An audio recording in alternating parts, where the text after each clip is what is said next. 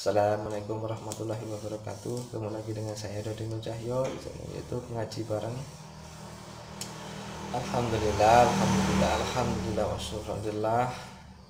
Kita mengucapkan bersyukur kehadirat Allah Subhanahu wa taala yang mana telah melimpahkan rahmatnya, karunia-Nya, nikmatnya berupa nikmat sehat, nikmat iman, nikmat Islam. Tak lupa juga kita selalu bersalawat salam kepada junjungan kita Nabi besar Muhammad Sallallahu Alaihi Wasallam, yang mana kita nantikan syafaatnya kelak di yaumil qiyamah nanti ya. Amin amin ya Allah Rabbal Alamin. Sebelumnya saya mohon maaf apabila saya lancang. Saya bukanlah seorang ustadz ataupun ahli agama, tapi saya ingin mengajak kawan-kawan belajar bersama. Saya akan bacakan kisah-kisah para sahabat Nabi. Sebelumnya salam takdim juga untuk guru-guru saya, Mas Donali Adiwan, Kiai Ahmad Musyaddiq Lubek, Habib Ahmad Hadid Alaidrus, Habib Muhammad Abdul Adnan bin Abdurrahman Al-Habsyi. Salam takdim dari saya. Sebelum kita memulai, marilah kita sama-sama memperbarui sahabat kita. Selalu kita perbarui sahabatnya. Bismillahirrahmanirrahim. Asyhadu an la ilaha illallah wa asyhadu anna Muhammadar Rasulullah. Asyhadu an la ilaha illallah wa asyhadu anna Muhammadur Rasulullah. Asyhadu an la ilaha illallah wa asyhadu anna Muhammadur Rasulullah. Allahumma shalli ala sayyidina Muhammad wa ala alihi wa sahbihi wa salam. Allahumma shalli ala sayyidina Muhammad wa ala alihi wa sahbihi wa salam. Allahumma shalli ala sayyidina Muhammad wa ala alihi wa sahbihi wa salam. Alhamdulillah. Sebelum kita mengawali, mari kita bersama-sama membaca Asmaul Husna. Bismillahirrahmanirrahim.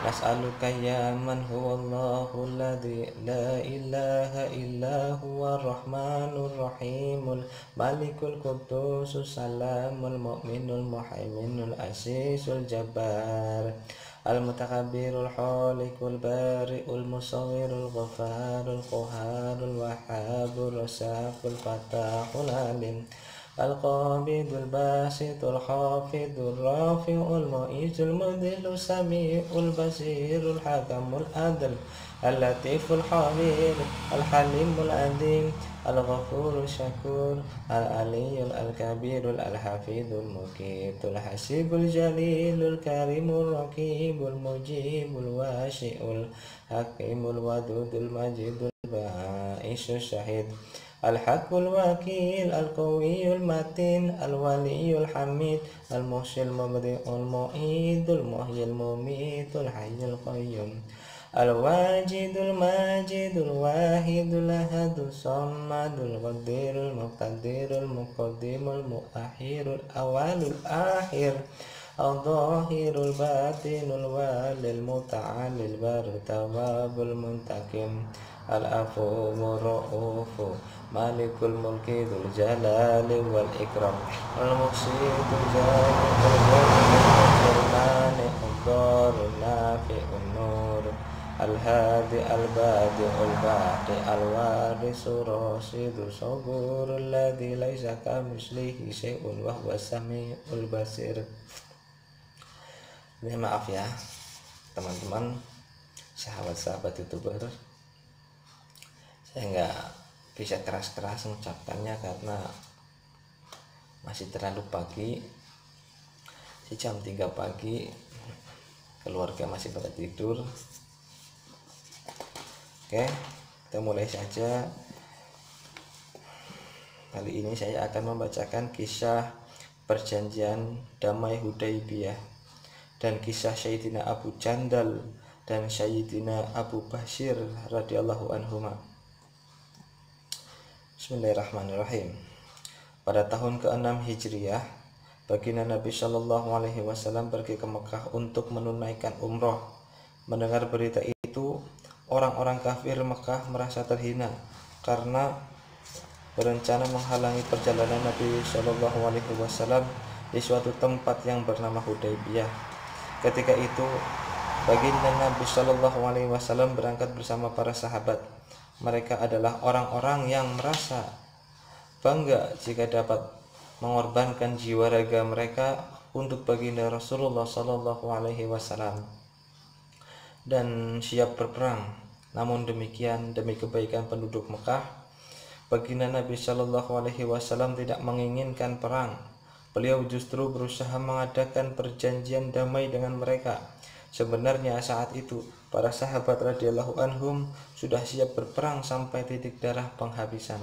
Tetapi baginda Nabi Shallallahu Alaihi Wasallam tetap memperhatikan kemaslahatan penduduk Mekah dan menerima syarat-syarat perdamaian yang mereka ajukan. Sebenarnya para sahabat radhiyallahu anhum sangat berat menerima syarat-syarat perjanjian damai yang berat sebelah ini. Tetapi mereka tidak dapat berbuat apapun atas keputusan baginda Nabi Shallallahu Alaihi Wasallam karena mereka telah menyerahkan jiwa raga mereka untuk menaati beliau. Oleh karena itu, seorang yang terkenal pemberani seperti Sayyidina Umar radhiyallahu anhu harus menahan diri dan taat terhadap keputusan ini. Di antara syarat-syarat perjanjian yang disepakati adalah orang-orang kafir Mekah yang masuk Islam sejak masa perjanjian tersebut dan berhijrah ke Madinah hendaknya dikembalikan ke Mekah. Sedangkan orang-orang Islam Madinah yang melarikan diri ke Mekah dalam keadaan murtad tidak dikembalikan ke Madinah. Belum selesai perjanjian itu ditulis, seorang sahabat bernama Abu Jandal radhiyallahu anhu yang telah ditahan, disiksa, dan dirantai oleh kaum kafir karena keislamannya mendatangi kaum muslimin dengan jatuh bangun. Ia berharap dapat bergabung dengan kaum muslimin dan bebas dari musibah yang dialaminya. Ayahnya bernama Suhail yang ketika itu belum masuk Islam. Dia masuk Islam pada penaklukan Mekah dan sebagai wakil orang kafir dalam perjanjian damai Hudaybiyah menampar anaknya dan memaksa membawa kembali ke Mekah. Baginda Nabi Shallallahu Alaihi Wasallam bersabda, surat perjanjian damai belum selesai ditulis, atas dasar apa ia dikembalikan? Akan tetapi Suhail harus memaksa. Baginda Nabi Shallallahu Alaihi Wasallam berkata kepada Suhail, aku minta agar satu orang ini diserahkan padaku, tetapi mereka tetap menolak.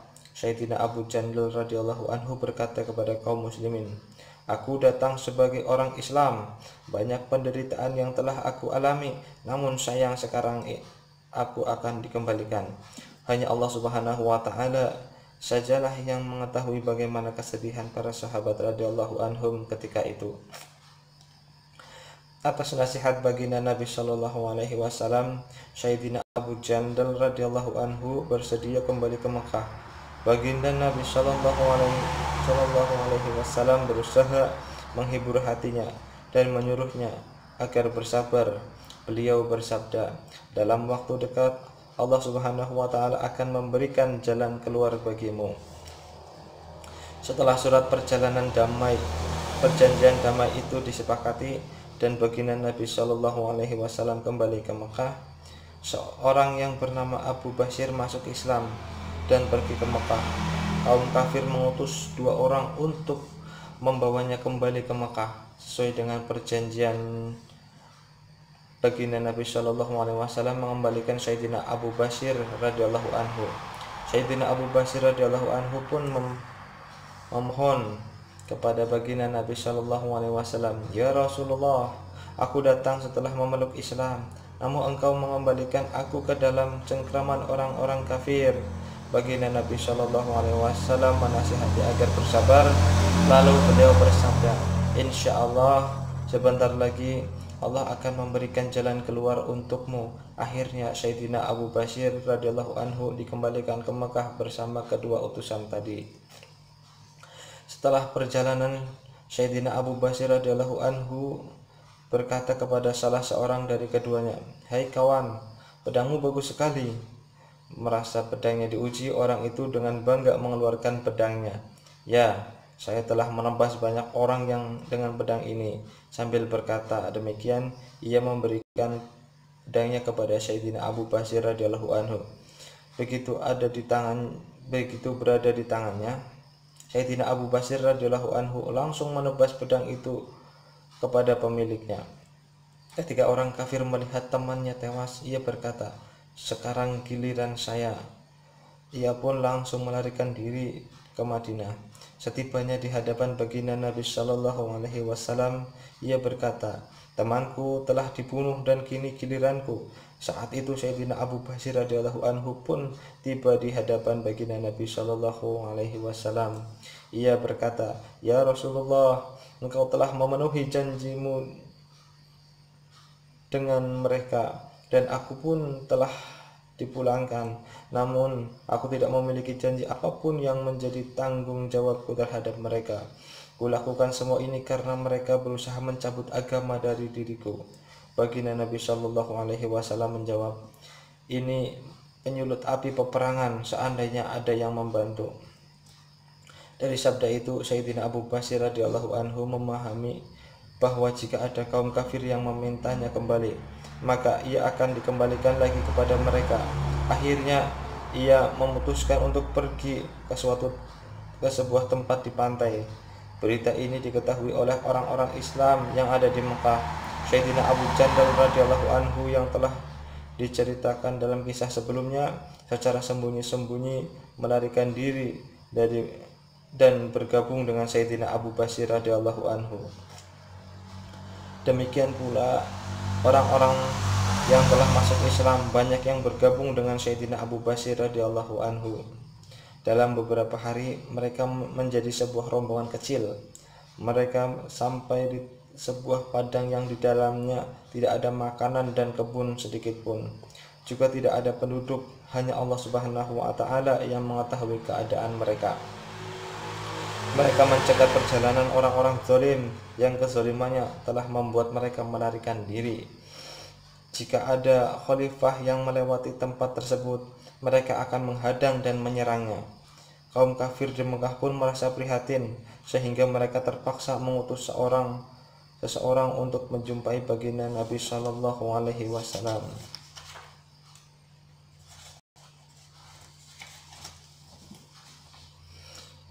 Dan merayunya atas nama Allah Subhanahu wa taala dan kekeluargaan.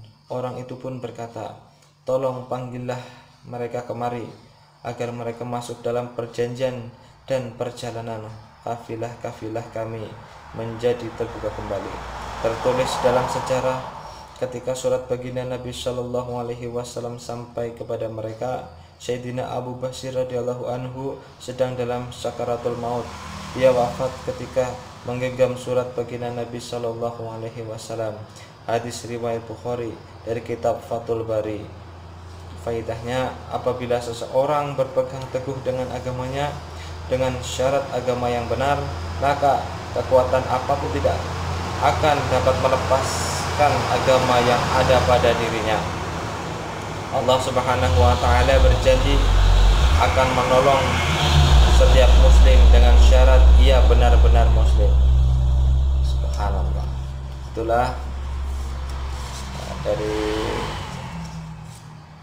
kisah perjanjian damai Hudaybiyah dan kisah Sayyidina Abu Jandal dan Sayyidina Abu Basir radhiyallahu anhuma.